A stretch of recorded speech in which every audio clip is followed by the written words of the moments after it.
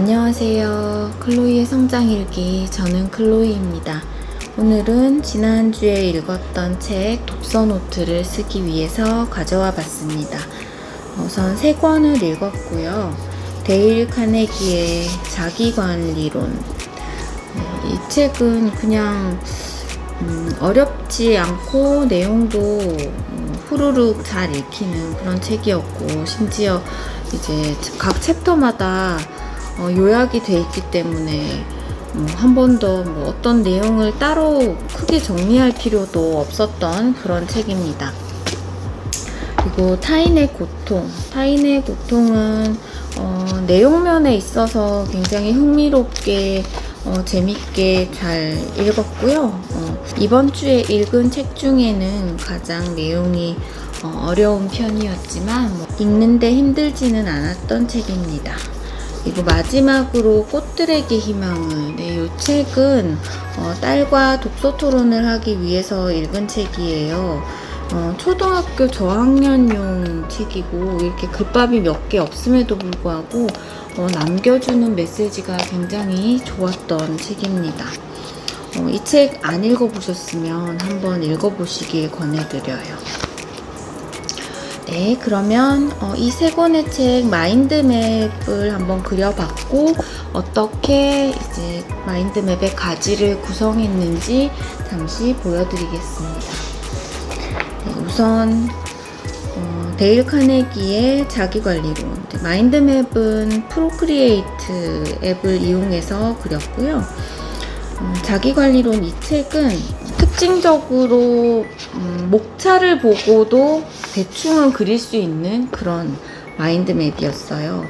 보시면은 1부, 2부, 3부, 4부에서 10부까지 나와 있지만 모든 내용을 다 담을 필요는 없고, 나에게 와닿은 부분에 대해서만 담으면 되니까, 여기에도 이제 이게 제목은 자기관리론인데, 이제 걱정을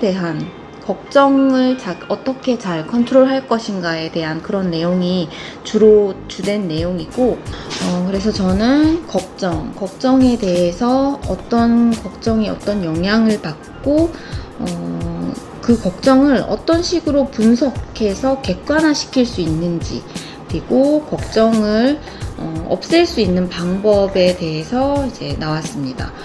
목차에는 방법에 대한 목차가 쭉 있지만, 이 위에 있는 부분은 제가 좀 더 와닿았던 부분을 넣은 겁니다. 그리고 그 중간의 내용에 평화와 행복을 갖기 위해서 어떻게 해야 하는지에 대한 부분, 그리고 피로 예방을 위해서 해야 하는 부분을 넣었고요. 이제 이렇게 넣으면서 제가 이제 업무 습관에서 책상 위에 당장 쓰지 않는 걸 모든 걸 치워라, 이런 걸 게 있어서 그걸 실천해 봤으니까, 여기에 실천해 봤다, 뭘 해봤고 어떤 느낌이었다, 이렇게 이어서 쓸 수도 있겠죠. 그래서 책으로 치면은 이 책 전체에서 마인드맵에 들어가 있는 거는 절반 정도 되는 것 같고요. 그 절반이 챕터가 정확하게 나눠져 있지도 않아요. 보시면 행복과 평화와 행복을 부르는 자세, 이게 하나의 가지로 돼 있고, 피로 예방을 위한 방법에 대해서 있고, 나머지가 다 걱정에 대한 부분인데, 그걸 제가 크게 걱정으로 나눠서 나름 필요한 부분만, 저에게 필요한 부분만 이렇게 하나의 가지로 구성했습니다. 이렇게 뭔가 챕터가 잘 나눠져 있는 이제 이론서나 자기계발서 같은 경우에는 마인드맵을 그리기가 좀 용이합니다. 네, 타인의 고통, 이 책을 읽고 이제 마인드맵을 그렸고요. 우선 아까 좀 전에 보여드린 자기관리론, 걱정에 대한 부분은 요약이 아주 잘 되어 있어요. 여기 보시면 그 내용을 읽고 나면 그 읽은 내용에 대해서 요약이 잘 나와 있어서 따로 체크해도 이렇게 표시는 해뒀지만 따로 필기를 하지는 않았고요. 필사를 하지는 않았고요. 타인의 고통, 이거는 좀 목차가 제대로 있지 않은, 그냥 목차가 크게 마인드맵에 도움이 안 되는, 네. 타인의 고통 나오고 감사의 말이 바로 나오니까 목차가 사실은 없는 거나 다름없잖아요. 이런 경우에 어떻게 마인드맵을 그리는지 보여드리려고 가져왔습니다. 목차가 없기 때문에 이 정리를 할 때 목차별로 나눠 있지 않아요. 그럴 때는 이렇게 페이지를 표시하고 내가 어떤 뭔가 넣고 싶었던, 기억하고 싶은 부분에 대해서 쭉 정리를 끝까지 해 갑니다. 이렇게 페이지가 계속 적혀져 있고, 중간에 보면은 여기에 페이지가 없는 부분들이 있거든요. 페이지가 없는 부분들은 이 옆에 있는 말들이 제가 이 윗 페이지를 보고 생각한 걸 적어가는 부분이고, 사실은 이 페이지에 적은 거보다가 이 빈 페이지, 내 생각을 적은 부분, 이게 좀 더 중심 가지를 만드는 그 포인트가 되는 말들이 됩니다. 이렇게 끝까지 다 적고 나면 이제 이렇게 프린트아웃을 했겠죠. 프린트아웃을 해서 이제 표시를 하면서 한번 읽어보는 거예요. 뭐가 어떤 게 중요했었지 이러면서 한번 읽어보고, 읽다가 보면은 크게 떠오르는 뭔가 단어, 키워드가 있어요. 이게 저의 경우에는 키워드가 이제 사진의 영향력에 대해서, 사진의 영향력이 어땠는지, 그리고 우리의 과제, 우리는 그 이미지를 어떻게 대해야 하는지, 그리고 사진의 특성과 사람은 어떤 특성을 갖고 있어서 이런 일들이 생기는지, 이런 내용들이 여기에 나오거든요. 그랬을 때 이제 좀 내용이 많기 때문에 색깔 볼펜을 가지고 각각이 어떤 내용에 속하는지를 한번 체크를 해보는 상황이에요.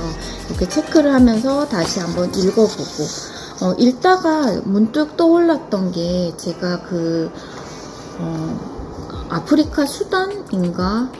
그 소녀와 독수리라는 이 유명한 퓰리처상을 받은 이 사진이 떠올랐어요. 떠오르면서 이것 또한 이미지에 대한 어떤 사진에 대한 이야기고, 사진의 윤리에 대해서 한번 넣어봤으면 좋겠다 해서 이런 마인드맵이 나오게 되었습니다. 내용들은 이 책에 있는, 제가 방금 여기 줄치면서 각각 색깔 펜으로 다시 줄치면서 다시 표시했던 이 부분들이 이 뒤쪽에 있는 하부 가지들을 이제 채워가는 거고요.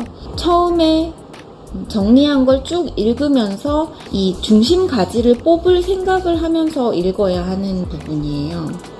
제가 처음에 이 책을 읽으면서는 매체 자체에 어떤 특징이 있는지, 그리고 이게 연출되는 그런 부분에 대해서, 그리고 이 매체에서 나오는 이 이미지 자체를 우리가 뭔가 생각을 잘 하지 않고 소비를 하는 그런 현상에 대한 그 부분에 대해서 키워드를 2개 뽑았고, 그리고 보다 보니까 사진이 나타내고자, 사진은 어떤 특성을 갖고 있는지, 사진이 사실을 보여줄 수 있지만 그 사실이 물론 이렇게 연출이 될 수도 있어요.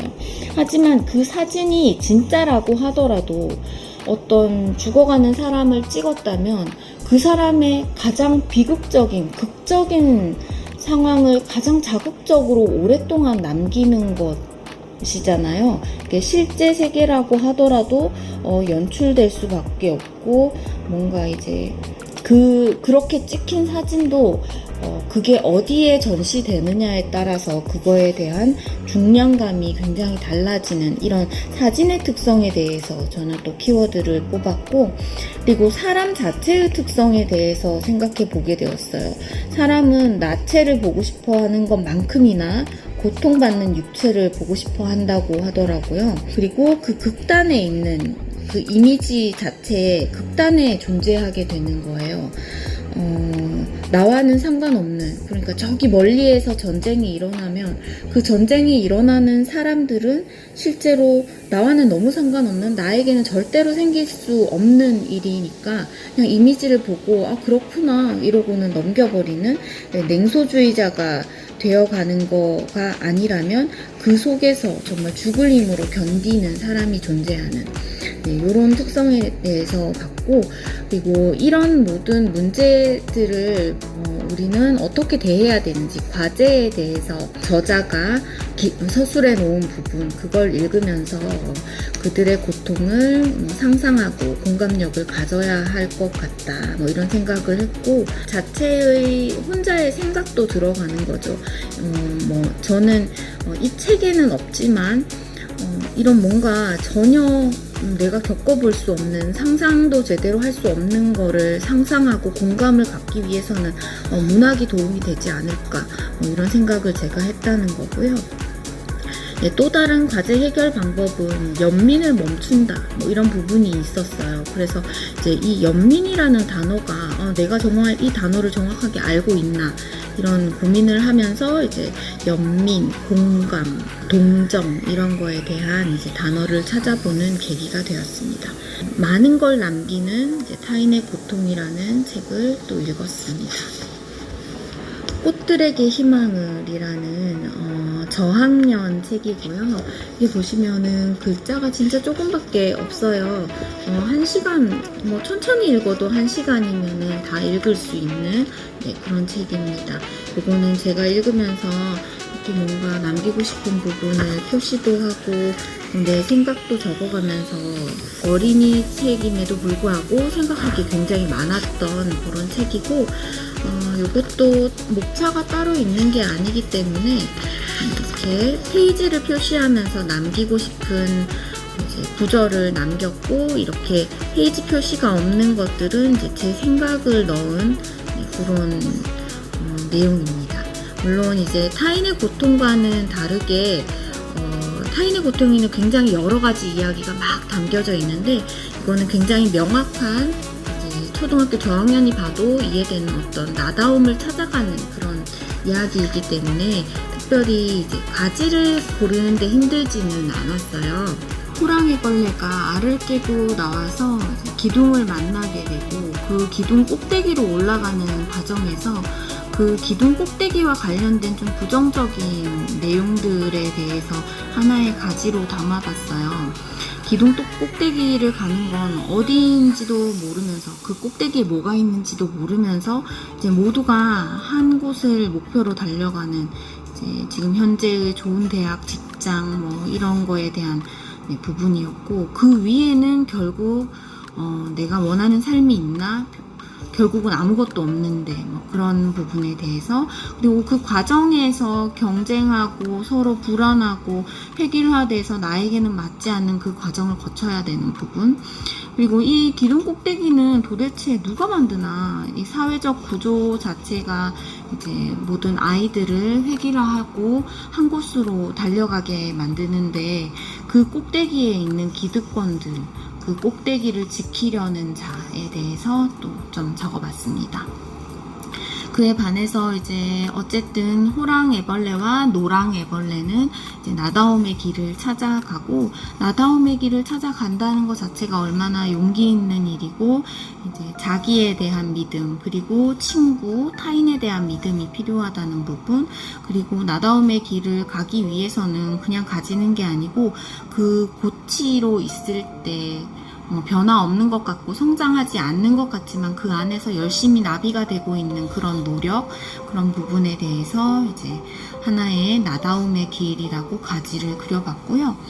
그리고 제목이 꽃들에게 희망을인 거예요. 거기에는 꽃은 거의 나오지 않고 이제 호랑애벌레와 노랑애벌레만 나오거든요. 근데 결과적으로 이 애벌레들이 처음에 호랑애벌레와 노랑애벌레로 시작했는데, 다른 애벌레들이 모두 자기가 자기다움을 찾아가면서 이제 고치로 변하고 나비가 되면서 꽃들에게 희망이 생기는 그런 부분에 대해서 이제 마인드맵을 그렸습니다.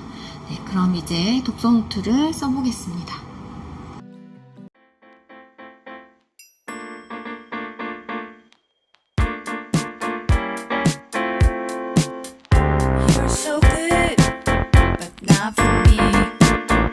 Don't try to be the person you'll never be. Can't say we're different. tonight.